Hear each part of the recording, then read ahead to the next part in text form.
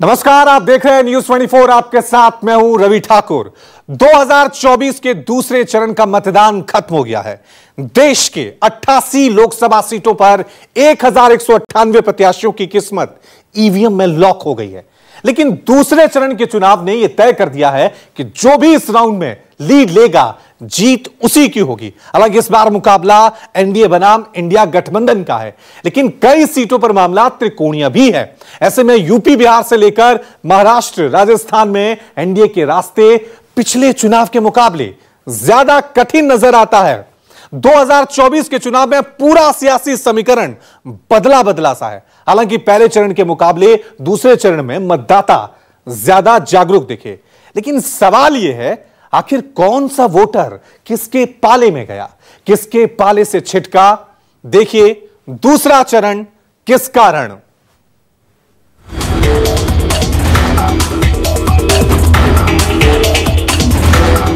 Vote सिर्फ एक तरफा हो गए, वो भी सपा पे जाएगा। अब हम सरकार बदलना चाहते हैं सिर्फ। हमारे दिमाग में तो विकास का मुद्दा है। इस बार नहीं आएगा, इस बार तो सपा के साथ है सब लोग। हमारा तो मोदी पे गया है। आरएलडी को जो बीजेपी का गठबंधन है उससे प्रॉफिट मिलेगा। दूसरा चरण 88 सीट और देश के 13 राज्यों में मतदान। ये वो सीटें हैं जो 2024 में पार्टियों के जीत की दशा और दिशा तय करेंगी। यहां से तय होगा कि 24 के चुनावी चौसर से दिल्ली दरबार का रास्ता कौन तय करेगा। जनता जनार्दन ने मतदान के बाद 88 सीटों पर नेताओं की किस्मत ईवीएम में कैद कर दी। गांव से लेकर शहरों तक में लोगों में वोटिंग को लेकर जबरदस्त उत्साह देखने को मिला। सुबह से ही पोलिंग बूथों पर लोग अपने मताधिकार का इस्तेमाल करने पहुंच गए। देश के 13 राज्यों में दूसरे चरण में 88 सीटों पर मतदान हुआ, जिसमें केरल के 20, कर्नाटक के 14, राजस्थान के 13, महाराष्ट्र के 8, उत्तर प्रदेश के 8, मध्य प्रदेश के 6, बिहार के 5, असम के 5, छत्तीसगढ़ के 3, पश्चिम बंगाल के 3, त्रिपुरा की 1, जम्मू कश्मीर की 1 और मणिपुर की 1 सीट पर दूसरे चरण में मतदान हुआ। लेकिन लोकसभा सीटों के हिसाब से देश के सबसे बड़े सूबे यानी उत्तर प्रदेश में दूसरे चरण का मतदान काफी अहम माना जा रहा है। दूसरे चरण में यूपी के 8 सीटों पर मतदान हुआ। अमरोहा, मेरठ, बागपत, अलीगढ़, मथुरा, गाजियाबाद, बुलंदशहर, गौतम बुद्ध नगर में लोगों ने नेताओं की किस्मत ईवीएम में कैद कर दी। साल 2019 के चुनाव में बीजेपी ने इन 8 में से 7 सीटों पर जीत दर्ज की थी और इस बार वो इन 8 की 8 सीटों पर जीत का दम भर रहे हैं। लेकिन दूसरे चरण में यूपी की 3 हॉट सीट ऐसी हैं जहां कांटे का मुकाबला है, क्योंकि इनमें से 3 सीटों पर लोगों में 2 राय देखने को मिल रही है और वो 3 सीटें हैं मेरठ, अलीगढ़ और बागपत।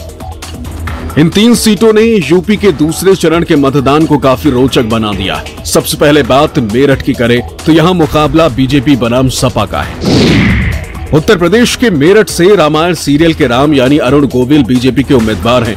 उनके खिलाफ समाजवादी पार्टी के सुनीता वर्मा खड़ी।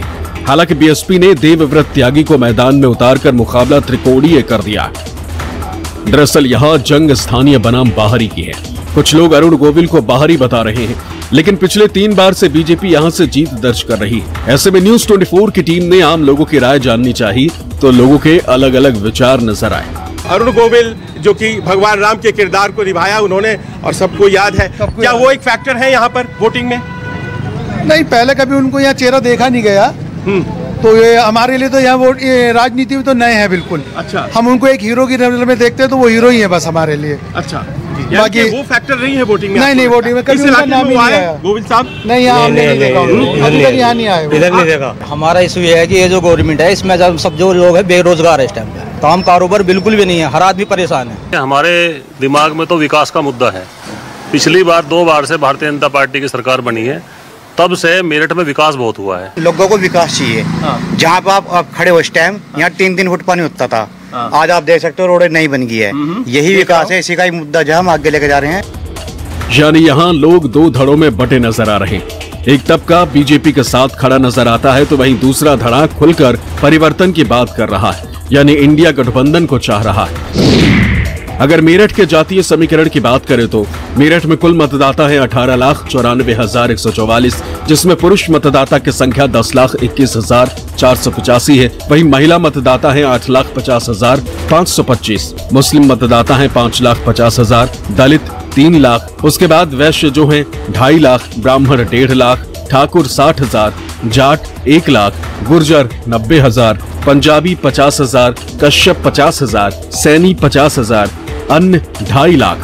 लेकिन यहाँ 3 जातियां ऐसी हैं जो किंग मेकर की भूमिका में, और वो है मुस्लिम, दलित और वैश्य, जिसका वोट बंटने की आशंका भी है। माना जा रहा है कि ये वोट सपा और बीएसपी में बंट सकता है। ऐसे में बीजेपी के लिए मेरठ की लड़ाई कठिन मानी जा रही है। वहीं जाटव समाज में बीजेपी को नाराजगी भी देखने को मिल रही है। ऐसे में ये सीट यूपी की सबसे हॉट सीट में से एक बन गई। जैसे कि सब लोग मान करके चलते हैं कि जाटव समुदाय तो बहन जी के साथ जाता है, इस बार यहाँ का क्या माहौल है? इस बार नहीं आएगा, इस बार तो सपा के साथ है, सब लोग साइकिल पे जाएंगे गठबंधन। नहीं, उसकी वजह होगी, क्या बात है?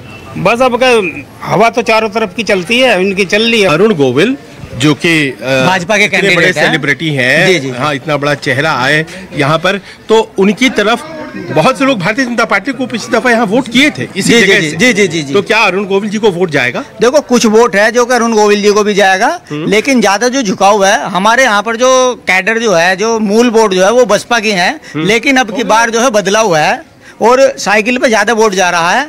भाजपा पे कुछ वोट भाजपा पे भी जाएगा, लेकिन ज्यादा जो वोट जाएगा वो जो गठबंधन के प्रत्याशी हैं सुनीता वर्मा जी, उनको जा रहा है।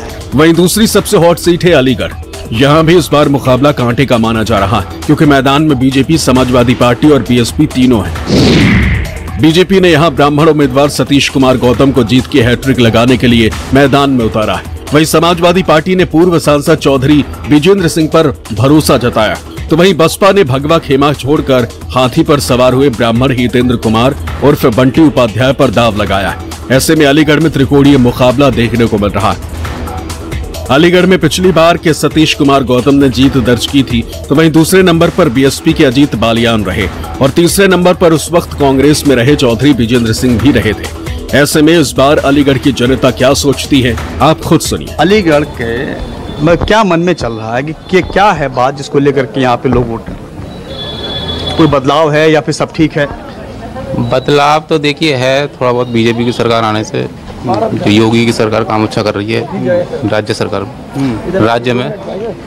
मैं चाहता हूँ ऐसे ही मोदी जी अभी तक 47 तक बने रहें, बस यही चाहता हूँ। यहाँ का जो इलेक्शन है वो है डेवलपमेंट और गुड गवर्नेंस के बिहाफ पर, और जो इस समय चल रहा है उसी को देखते हुए वोट कास्ट किया है। यानी मुकाबला कांटे का है, क्योंकि एक पक्ष बीजेपी के साथ खड़ा है तो वहीं दूसरा पक्ष इंडिया गठबंधन को जिताने की बात कर रहा है। ऐसे में अलीगढ़ में क्लोज फाइट मानी जा रही है। अलीगढ़ के जातीय समीकरण की बात करें तो अलीगढ़ में कुल मतदाता है 19,84,366, जिसमें सबसे ज्यादा मुस्लिम मतदाता 3,50,000 है। वहीं 3 लाख ब्राह्मण, 2 लाख जाट, 2 लाख जाटव, 2 लाख ठाकुर मतदाता किंग मेकर की भूमिका में, यानी अल्पसंख्यक और दलित निर्णायक भूमिका में। ऐसे में बीजेपी के लिए थोड़ी मुश्किलें बढ़ सकती हैं, क्योंकि बीएसपी और समाजवादी पार्टी दोनों का इस वोट बैंक पर दावा माना जाता है।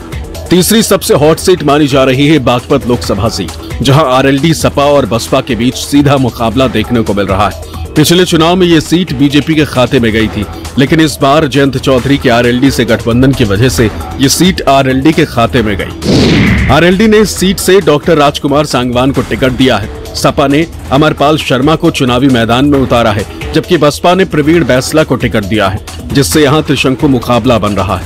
न्यूज 24 की टीम बागपत की जनता के बीच थी, ये जानने की कोशिश कर रही थी कि जनता इस बार किसके साथ है, वहाँ की जनता ने किन मुद्दों पर वोट किया और इस बार जनता का मूड क्या है, वो खुद उनकी ज़बानी सुनिए। सरकार तो अच्छी चल रही है, बहुत अच्छी, बढ़िया सरकार चल रही है, बहुत फर्स्ट क्लास। क्या क्या फायदे मिल रहे हैं? इससे तो सारे फायदे मिल रहे हैं, रोड बेहतरीन बन गए, सारी चीजें अच्छी बन रही है, बताओ और क्या चाहिए। लेडीज के लिए बहुत सुविधा मिली है अब की बार, तो हम भी ये चाहते हैं कि आगे और मिले, हमारे बच्चों को मिले, लड़कियां आगे बढ़ रही हैं, तो हम चाहते हैं कि बस आगे बस इस तरह से विकास होता रहे देश का, और ये सब चीजें अब की बार जो पहले हुआ था उससे और ज्यादा होए। बागपत की लड़ाई एक तरफा है या लड़ाई है? नहीं, लड़ाई तो नहीं है, जीत तो निश्चित रूप से इन्हीं की होगी, एनडीए की, लेकिन ले जाएंगे कुछ वोट तो जरूर ले जाएंगे वो। बागपत किसी दौर में चौधरी परिवार का गढ़ माना जाता था, लेकिन फिर बीजेपी ने इस पर कब्जा कर लिया। जयंत ने भी यहां से किस्मत आजमाई, लेकिन वो बीजेपी के विजय रथ को रोक न सके। लेकिन इस बार वो बीजेपी के साथ हैं। ऐसे में बागपत की जनता किसे चुनेगी और किसे नकारेगी, 4 जून को देश के सामने आ जाएगा। यूपी के साथ साथ बिहार में भी 5 सीटों पर मतदान हुआ, जहां मतदाताओं ने बढ़ चढ़कर लोकतंत्र के इस महापर्व में हिस्सा लिया। अभी बहुत चेंज लाना बाकी है। अब नेक्स्ट देखते कौन आता है एंड नेक्स्ट इलेक्शन में उसी के हिसाब से वोट दिया जाएगा। आपने उसी के हिसाब से वोट किया। मैम ये बताइए, भागलपुर की जो महिलाएं हैं उनके दिमाग में क्या चल रहा है, मुद्दे क्या हैं आपके पास? बहुत कुछ अभी चेंज आना बाकी है। अभी वैसा कुछ ज्यादा चेंज नहीं हुआ है, इसलिए अब देखते हैं आगे क्या क्या होता है। हम बस एक यही चीज है कि अर्घा महादेव का यूज किए हैं, बाकी कुछ नहीं किए। बिहार में दूसरे चरण में जिस सीट की सबसे ज्यादा चर्चा थी वो थी पूर्णिया लोकसभा सीट, जहां इस बार त्रिकोणीय मुकाबला देखने को मिला। एक तरफ एनडीए गठबंधन की तरफ से जेडीयू के संतोष शीत के हैट्रिक लगाने का सपना देख रहे हैं, तो वहीं इंडिया गठबंधन के बैनर तले आरजेडी प्रत्याशी विधायक से सांसद बनने का सपना देख रही। लेकिन इन दोनों का खेल खराब करने के लिए निर्दलीय पप्पू यादव मैदान में है। वहीं पूर्णिया की जनता क्या सोचती है और क्या वो सांसद रिपीट करेगी या बदलाव देखने को मिलेगा, ये सुनिए उन्हीं की ज़बानी। सिर्फ पप्पू यादव को ही जानते, क्योंकि वो गरीब का मसीहा है। अभी 10 मिनट में कॉल करेंगे तो 112 नंबर वाला पहुंचते पहुंचते उसको आधा घंटा लग जाएगा। अभी हम पप्पू यादव को 10 मिनट में अभी तुरंत कॉल करेंगे, वो तुरंत हाजिर होगा। अपने दल के लिए वोट नहीं मांगे, बोला कि एनडीए का वोट दे दो। बीमा भारती को नहीं दे रहे हो तो एनडीए का वोट दे दो। तो उस आदमी में क्या वजूद है, हाँ, जो अपना पार्टी को नहीं बना सकता है, उस आदमी में क्या वजूद है? बीमा भारती रुपौली से लड़ती थी, ठीक है, उसको क्या आवश्यकता था यहाँ आने के लिए? और ये इतना संघर्ष करने के बाद इस इंसान को नहीं देंगे तो किसको देंगे? वहीं इस मुकाबले को रोचक बनाने वाले पप्पू यादव निर्दलीय मैदान में हैं और अपनी जीत का दावा कर रहे हैं। पूर्णिया के बारे में पूरा देश और दुनिया की जनता जानना चाहती है। पूर्णिया का क्या, पप्पू का क्या, सबकी ब्लेसिंग पप्पू यादव के साथ, और सबका जगह है पप्पू यादव का दिल में। दिल में मतलब दिल में, आप इसको समझिए। और सभी दल के वर्कर चाहते हैं पप्पू को आशीर्वाद दिया जाए, और बेटे के रूप में सबने स्थापित किया। हस्तिनापुर की गद्दी छोड़ा ना मैंने, मधेपुरा सुपौल ना, मैंने वहाँ के दिल को दुखाया और निर्णय लिया अपने माँ के साथ खड़े होने का। मैं इतना जानता हूँ, सारी माँ दुआएं की हैं, छठ से लेके हर चीज़, और पूरा आशीर्वाद सड़कों पर है। फीडबैक आप जाके लीजिए। यदि आपको 80% लोग पप्पू बेटा बेटा बेटा बेटा ना करे तो फिर आप हमको आगे दो। उधर वर्तमान सांसद और जेडीयू प्रत्याशी संतोष कुशवाहा ने साफ कर दिया कि जनता का आशीर्वाद उनके साथ है और इस बार फिर वो भारी बहुमत के साथ चुनाव जीतने जा रहे हैं। पूर्णिया के जंग में पप्पू की एंट्री से संतोष और बीमा दोनों की राहें कठिन नजर आती और जिस तरह से लगातार पप्पू यादव इलाके में सक्रिय हैं और जिस तरह की पूर्णिया में उनकी लोकप्रियता है, उससे उनकी जीत की संभावना से इनकार नहीं किया जा सकता। वहीं राजस्थान में 13 सीटों पर मतदान हुआ, यानी दूसरे चरण में ही राजस्थान के सभी 25 की 25 सीटों पर मतदान संपन्न हो गया। लेकिन दूसरे चरण में जिस सीट की चर्चा न सिर्फ राजस्थान बल्कि पूरे देश में सुर्खियों में रही, वो है बाड़मेर लोकसभा सीट, क्योंकि यहां इस बार मुकाबला एक निर्दलीय प्रत्याशी के आने से त्रिकोणीय नजर आ रहा है। बाड़मेर में बीजेपी ने केंद्रीय मंत्री कैलाश चौधरी पर दोबारा भरोसा जताया। वहीं कांग्रेस ने उमेदाराम बेनीवाल पर बाड़मेर सीट से दाव खेला है। वहीं रविंद्र सिंह भाटी निर्दलीय इस बार चुनावी मैदान में छलांग लगा चुके। हालांकि निर्दलीय उम्मीदवार रविंद्र भाटी को लेकर लोगों में क्रेज देखने को मिल रहा है। खासकर युवा वर्ग भाटी के साथ खड़े नजर आ रहे हैं। वहीं बाड़मेर के जंग में प्रत्याशियों के अपने अपने दावे हैं। एक तरफ भाटी परिवर्तन की बात कह रहे हैं, तो वहीं दूसरी तरफ कैलाश चौधरी मोदी की गारंटी के सहारे खुद की जीत सुनिश्चित मान रहे हैं। वहीं कांग्रेस नेता हरीश चौधरी उमेदाराम बेनीवाल की जीत का दावा कर रहे हैं। इनके पास कहने के लिए मुद्दे नहीं है, गिनाने के लिए काम नहीं है, इसलिए ये तमाम चीजें बातें कर रहे हैं। और मैं इनको कहना चाहूंगा कि आप आरोप प्रत्यारोप से अच्छा है कि आप अपने 5 साल में किए हुए काम तो बताएं। आपने कुछ करवाया नहीं, आज आपको लग रहा है कि ये सब जनता हमें नकार देगी, तो तरीके की आप बातें कर रहे हैं। जनता गुमराह होने वाली नहीं है। जनता आज वोट की चोट करके आपको जवाब देगी। जैसा कि पूरे सब जगह पर लाइन में सभी खड़े हो गए, प्रधानमंत्री नरेंद्र मोदी जी के आह्वान पर सभी आए और इस लोकतंत्र के पर्व में सभी भाग ले रहे हैं। तो मैं सभी को बहुत बहुत शुभकामना देता हूं और प्रधानमंत्री नरेंद्र मोदी जी के नेतृत्व में तीसरी बार भारतीय जनता पार्टी की सरकार केंद्र में बनने जा रही है और राजस्थान में 25 की 25 सीटें भारतीय जनता पार्टी की आ रही है। पर बाड़मेर की जनता एक तरफी उम्मीदवार राम बेनीवाल के लिए जो कतार में लगी हुई है, आप खुद जाकर महसूस कर लो कि उम्मीदवार राम बेनीवाल दिल्ली की तरफ कदम बढ़ा चुका। सवाल ये है लोकतंत्र बचे या नहीं बचे, सवाल ये है कि नियम बचे या नहीं बचे। ये खुद प्रशासन रिपोल कराई नहीं कराई। महाराष्ट्र में अमरावती लोकसभा सीट भी हॉट सीट मानी जा रही, जहां बीजेपी ने पहली बार अपना उम्मीदवार उतारा। पार्टी ने नवनीत कौर राणा को टिकट दिया है, जो पिछले साल राज्य में हनुमान चालीसा पाठ को लेकर काफी चर्चा में रही।